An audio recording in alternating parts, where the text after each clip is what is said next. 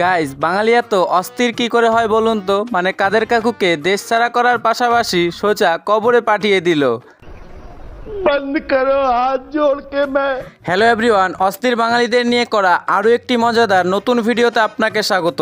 আজকের ভিডিওটি সত্যি মজাদার এবং খুব অসাম হতে চলেছে, তাই বলবো আজকের ভিডিওটি শেষ পর্যন্ত দেখুন। চলুন তাহলে আর কথা না বাড়িয়ে ভিডিও শুরু করা যাক। তোহা, একটা প্রশ্ন করবো, তুমি তোমার বুকে হাত দিয়ে বলতে হবে তুমি তোমার জীবনে কয়টা মেয়েকে খেয়েছো? না না না না, তুমি উত্তর দিবা। বের হও তুমি। না না, তুমি হয়তো কোন ধরনের কোশ্চেন এগুলা? না, বুকে হাত দিয়ে বলতে হবে। বের হও তুমি বের হও। উত্তর না দিতে পারলে ক্যামেরার সামনে কেন আসছো মিয়া? উত্তর দাও, জীবনে কয়টা মেয়ে খেয়েছো? What is this? এগুলা কি ভাই? উত্তর দিবা, প্রশ্ন করেছি।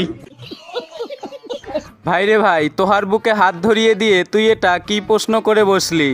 যে জান্নাত তোহার লিঙ্ক ভাইরালের জন্য এদের আজকে পরিচিতি, তার সামনে গিয়ে এই রকমের প্রশ্ন করতেও সত্যি সাহস লাগে। অস্থির বিনোদন। তা টুকটুকি, একটা কথা কত, আমরাই সংসার করতেছি আজ কয় বছর? তা প্রায় 25-30 বছর তো হবে। তালি চিনতে কর, এই 25-30 বছর ধরে সংসার করতেছি, এখনো আমরা দুইজনের তে 4 জন হতে পারলাম না। হব কেমাই, বছরের মধ্যে 6 মাস থাও বিদেশে, তা দুইজনের তে 4 জন হতে গেলি বাড়ি থাকতে হয় না? সঠিক বলেছেন। তাই 6 মাস তো থাই, তাতে হয় না? 6 মাসে হয় তোমারে কি ডাকলো, হয় তো 9 মাসে। গাইজ, বাঙালিদের মাথায় এত বুদ্ধি আসে কোথা থেকে বলুন তো? না মানে ইউনুস সাহেব আর খালেদা জিয়ার তো দেখি পুরো সাংসারিক প্ল্যান বানিয়ে দিয়েছে এই অস্থির বাঙালি। আপনাদের মধ্যে কেউ কি বলতে পারবেন যে এই ভিডিওটা কে বানিয়েছে? তাকে ভাই আমি নোবেল পুরস্কার দিতে চাই। টিনের ঘরে আইফোন দেখে যারা জ্বলতেছে তাদেরকে বলি, আমি কি আমার আসল পরিচয় দিয়েছি আপনাদের? কি আছে না আছে।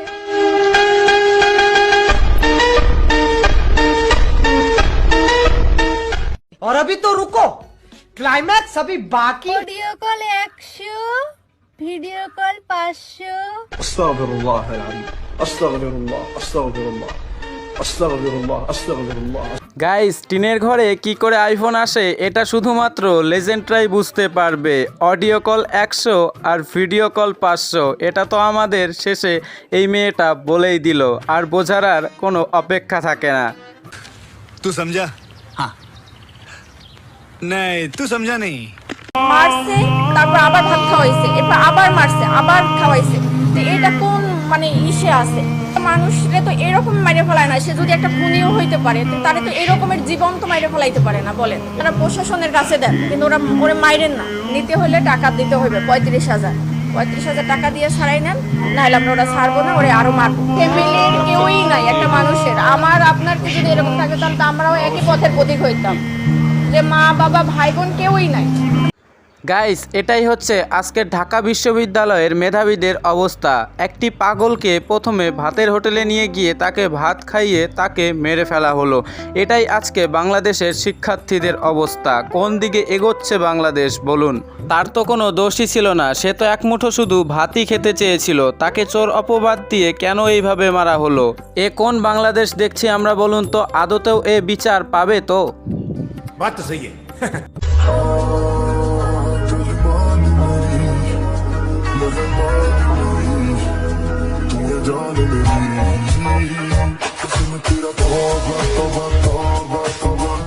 গাইস, আপনাদের মধ্যে কে কে আমার মতোই প্রথম দেখাতেই এই মেয়েটির ওপর ক্রাশ খেয়ে গিয়েছে এবং মনের মধ্যে লাড্ডু ফুটে উঠেছে?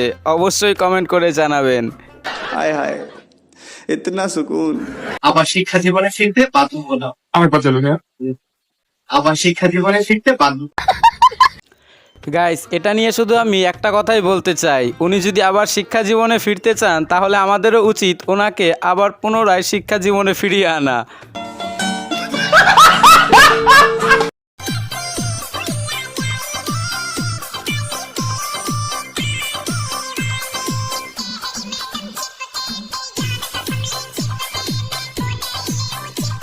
গাইস আমি শিওর আপনাদের স্কুলেও দুই একজন এমন অবশ্যই ছিল যাদের আচরণ ঠিক এই রকমের। যদি থেকে থাকে তাহলে তাদের নামটি কমেন্টে লিখে যাবেন।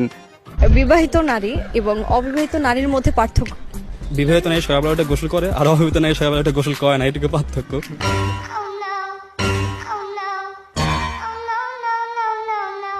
জীবন যদি সংগ্রাম হয় তাহলে যৌবন কি? যুদ্ধ। পানির অপর নাম জীবন, তাহলে জীবনের অপর নাম? আপনি।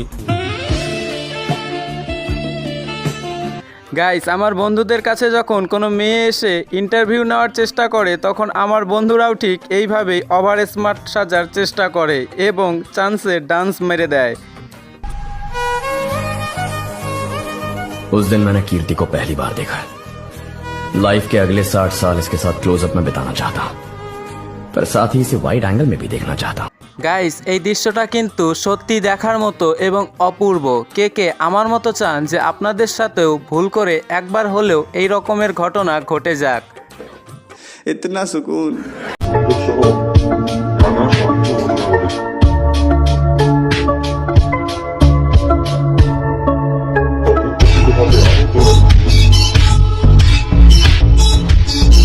গাইস এই ভিডিওতে দেখানো দৃশ্যগুলি দেখে তো আমি তেমন কিছু বুঝতে পেলাম না। আপনারা কেউ বুঝে থাকলে অবশ্যই কমেন্ট করে জানাবেন তো।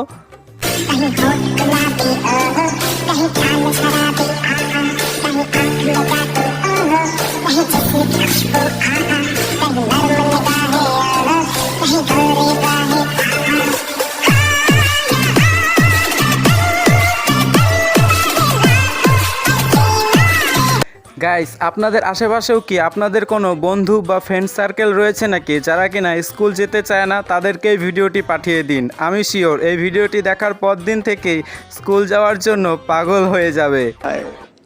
इतना सुकून। নাম্বারটা দেওয়া যাবে? নাম্বার দেওয়া যাবে? নাম্বারটা দেন না প্লিজ, নাম্বারটা দেন। ফোনটা নিয়ে যান না, কিউট আপনার নাম্বারটা দিয়ে যান না।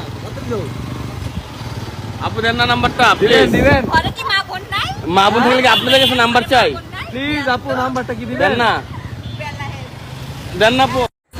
গাইস দেখেছেন পোলাপান কি ফাজিল, পথচলতি আপুদের কাছ থেকে নাম্বার চাইছে। হয়তো এই আপুদের প্রথম দেখার পর থেকেই এই ভাইয়ারা তাদের প্রেমে পড়ে গিয়েছে। কি করবে আর বলুন? तू समझा? हाँ। नहीं तू समझा नहीं।